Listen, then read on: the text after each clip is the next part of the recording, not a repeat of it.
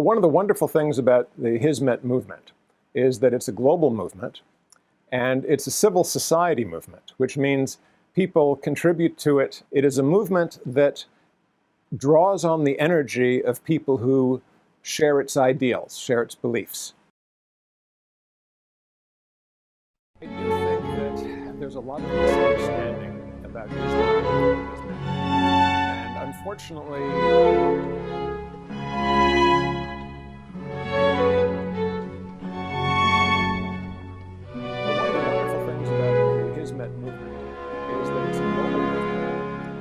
it's a civil society movement, which means it's going to control the economy and shape people's lives. That's not necessarily much fun. It does give.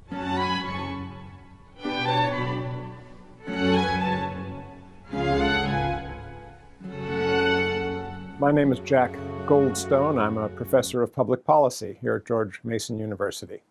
I work on areas of global history, long-term economic change, and also political change, social movements, and even revolutions. The way I got to know the Hizmet movement was really in two parts. One was through meeting individual Turkish people here in America who had been involved with it. These were people who had worked with the Turkish government. We had a number of Turkish graduate students enter our master's and PhD programs here. And then, of course, with the Rumi Forum. But the second way I learned about Hizmet, being a scholar, was by reading, and reading some of the works of Gülen himself. The only way I know Gülen is through his works. But I was really struck by his emphasis on pluralism. For me, pluralism has been a big theme in my own work, my own research. When I look at world history and identify what were the high points in civilization, what were the factors that really drove economic growth, pluralism plays a very big role. England becomes a world power after they pass the Act of Toleration. The Ottoman Empire became a world power by absorbing different groups and allowing them their beliefs. Even in India, the height of the Mughal Empire was produced by a kind of combination of Persian, Islamic, and Hindu ideas. So today, when the Islamic world is often has a lot of intolerance, has a lot of even fanaticism about orthodoxy, to come across a movement like Hizmet, in which pluralism is a strong value, was very refreshing, very inviting for me. I do think that there's a lot of misunderstanding about Islam and Hizmet. And unfortunately, some of the news we get out of Turkey today, where you hear the Turkish government attacking Hizmet and Gülen, also projects this view that Hizmet is somehow wrapped up in conflict, which is not at all what it's about. So I think it's very hard for someone who is not familiar with the history of Hizmet and the work of Gülen to understand what is happening. There's just a wall of noise that really shouts conflict all the time. This is wrong, this is dangerous. And I think it's going to be necessary for Hizmet to do an even better job of explaining itself, reaching out, introducing people to the work of Gülen. I mean, when you read Gülen's work, it's all about peace, understanding, knowledge, progress. There's very little in it about conflict except how to get past conflict and get over it. So if people understood that better, they would have a different view.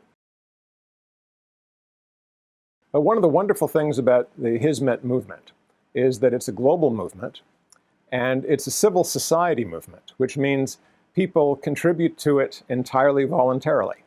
It's not a movement that promises political power. It's not a movement like a chamber of commerce. It is a movement that draws on the energy of people who share its ideals, share its beliefs.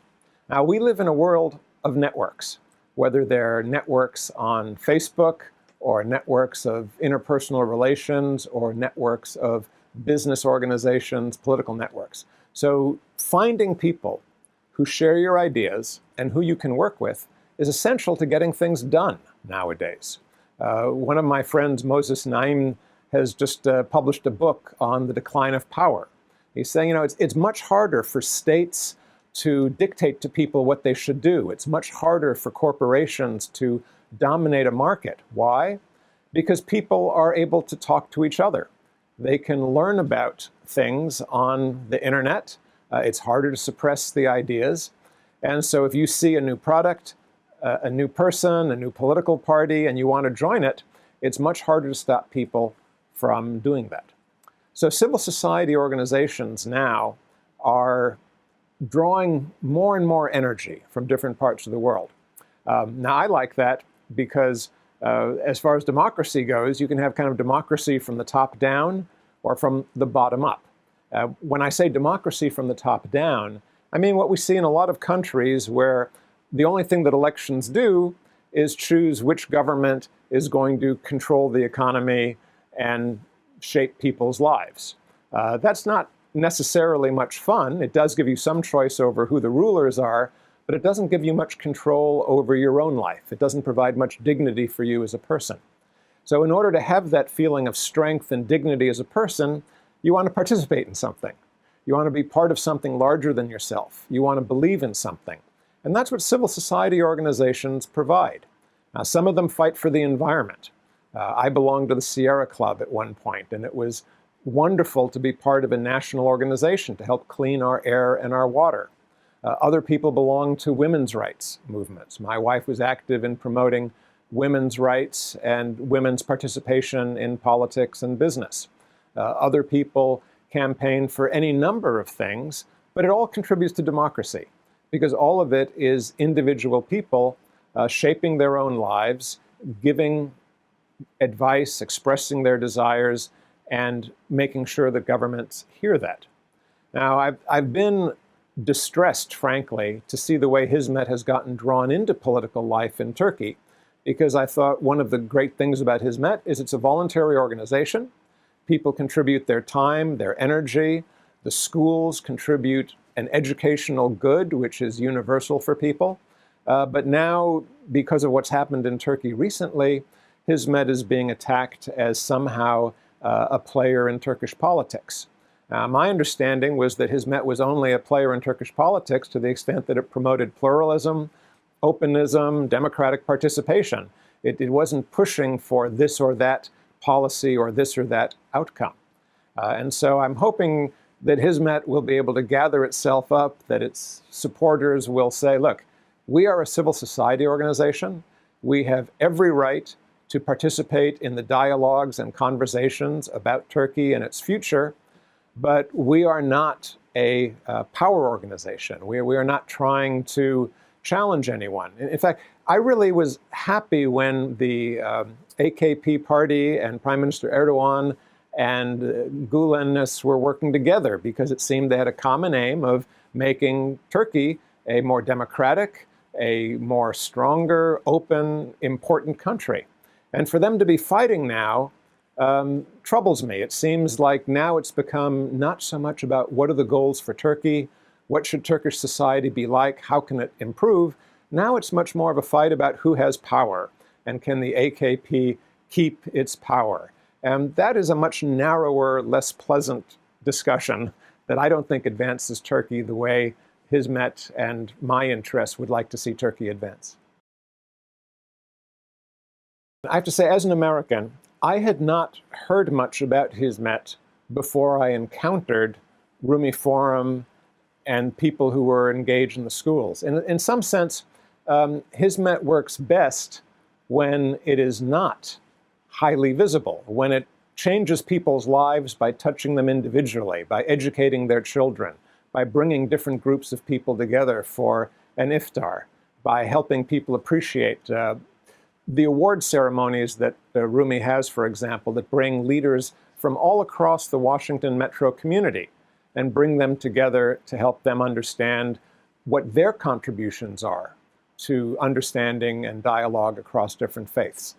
All of that is great, but people learn about it only in a sense by participating. But I think that's good. I mean, Hizmet is not an organization that beats its drum and goes out and tries to attract followers. It attracts followers only by doing good. and letting people be drawn to that act of doing good. Now, could more people know more about Hizmet? Sure. But like any movement, it kind of grows organically. People like me learn about it, I talk about it, other people hear about it that way. And that is more direct, it's more sincere than an advertising campaign in which Hizmet tries to cultivate a particular image for Gülen or for Hizmet. So I kind of like the fact that Hizmet thrives as an educational, charitable, civil society, dialogue organization. What I really find unfortunate is that most of the news and publicity people get about Hizmet and Gülen now is what's being distributed by the Turkish official press, by the Turkish government, and those are attacks that don't really get engaged with what Hizmet is doing around the world in terms of promoting education and dialogue. It's an attack that serves the interests of the Turkish government. It doesn't serve the interests, I think, of Turkey more broadly. Now, when you say, what does Hizmet do for Turkey? In a sense, I think what Hizmet does for Turkey is it shows that Turkey is not only interested in Turkey. Hizmet shows that Turks, like French, German, Chinese, Japanese, have global interests. And they want to be part of a global world in which everyone has a chance to move ahead. So to the extent that I reach Hizmet and Hizmet reaches other people, I think it gives a very positive view of Turkey, Turkey's role in the world, and the cultural heritage that Turkey brings to the global table. I think it's very impressive about Gülen and Hizmet that they really put their energy where their beliefs are. They don't just talk about the need for interfaith dialogue and understanding. They say, we have to build the quality of understanding and knowledge in the world that will help us advance our goal. The linking of peace and justice and education and all of those good works with spirituality, that if there isn't that spiritual foundation, it's not nearly as effective.